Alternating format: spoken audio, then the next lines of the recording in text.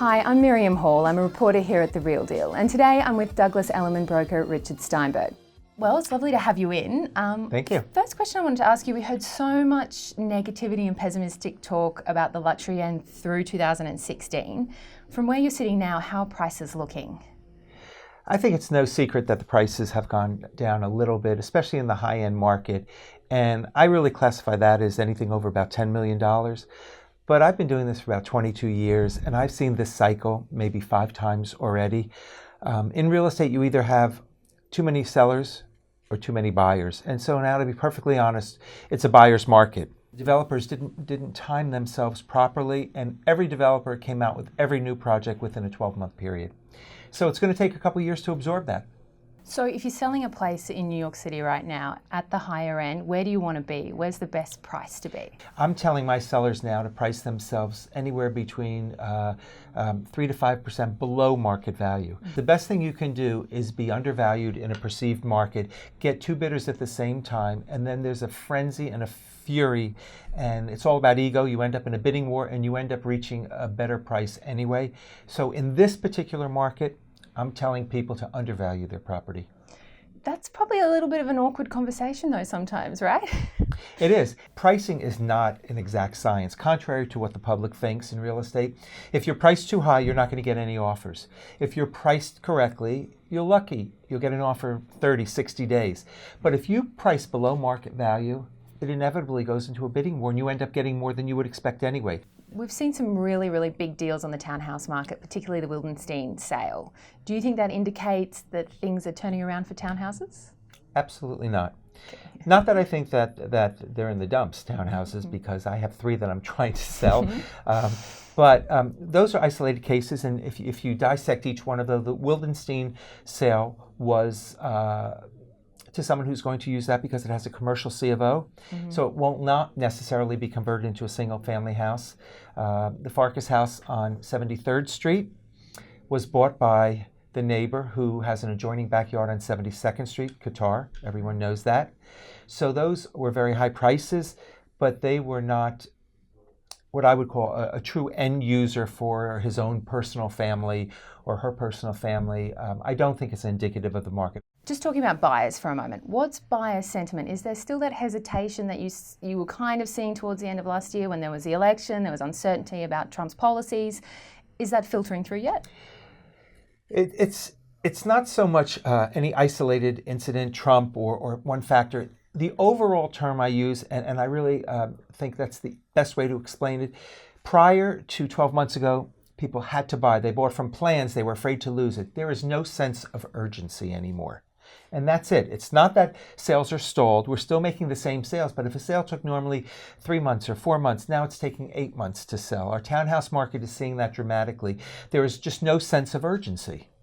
Where do you see as the next crop of international buyers for New York City? They have changed some of the tax laws in London, especially as it affects closing costs, which have now increased I think by 15 or 20%. So if you have an investor that thought originally he was going to buy in London, he's not going to choose to buy there when he can decide maybe to explore the New York market, and that's the high-end market. If you're buying something for $10 million and there's a new tax on there that's 15%, you're talking about several $100,000 in additional closing costs. So we're actually seeing a little bit of a trend with London investors buying in New York rather than reinvesting in London. We're still perceived as being fairly priced. I know that I can say that with a straight face and most people won't believe that, but Hong Kong is getting $10,000 a square foot, and in our high-end units we're getting $5,000 or $6,000. That is perceived as being reasonable. Now we're seeing capital controls, a government crackdown in China,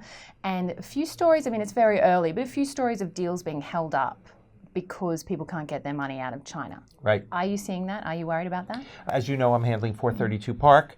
We have not seen that in our building. I have not seen that in any building where we've lost a deal. The Chinese have walked away from their deposit. I have seen in a few instances where they ask for an additional 20, 30, 40 days before they can close. Okay, so it's slowing things down occasionally, but not holding everything up totally. Yes. Let's talk about new development just for a moment. What are you hearing? Are they becoming more negotiable with their pricing?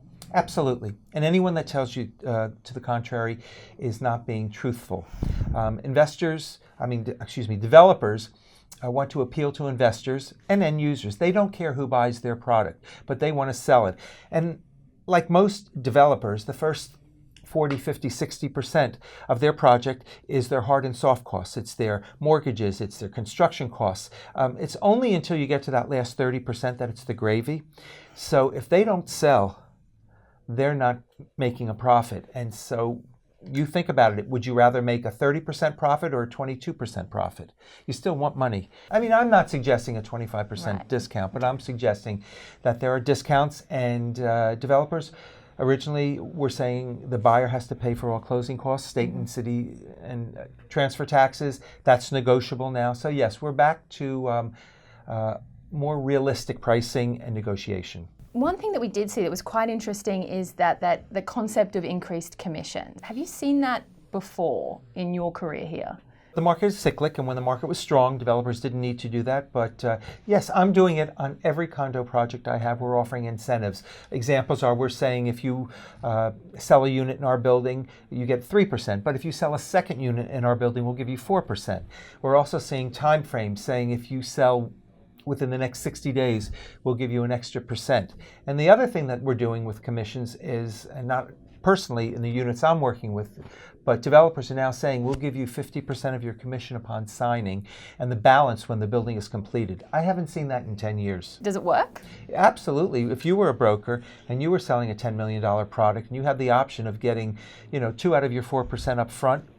So do people tell their client that I'm getting an extra commission on this, or they're offering more commissions? I think if you don't steer them towards any project, it's not their responsibility to disclose it. No, I don't think you have to. I think that if you they decide to go with the one that has 4% instead of 3%, you do a somersault when you get home in your living room and you're a little bit more excited. But as long as you're ethical and you don't steer a client, you don't have to disclose that. So there's a lot of industry chatter at the moment about the Premier Agent program with Street Easy. What's your take on that? It's being sold as like offering opportunities to brokers, offering choice to consumers. What do you think? I work very hard to get my listings, to get my exclusives. I pitch it. I show them statistics. I prove that I can sell the apartment. And someone who's looking for an apartment or a townhouse can go onto Street Easy and pull up my exclusive, and then where it says contact the broker, press that button and not get me, but someone else who has paid to have that trigger. Does that seem fair to you? So what do you think about the brokers who are using it? I can't answer for other brokers, nor would I assume, other than to think that they would see it as an easy way to bring customers. When you started as a broker, I think it was in the 80s? Yes. Yeah, so early 80s. Earlier 80s. I mean, the idea of Street Easy and Premier Agent were like not even imaginable at that point. So what advice would you give to someone starting out now? I know it's difficult to compare your experience to starting out now, but what would you say? I would say that the tools that we now have make it much easier to present your case to a buyer or a seller. So for that part of it, I really like Street Easy and Zillow. Comps are much easier to come by. Past sales, who bought at what time, all that makes it much easier than having to go to Acris and find out the old. But nothing beats honesty, integrity, and hard work. I don't know how else to say it.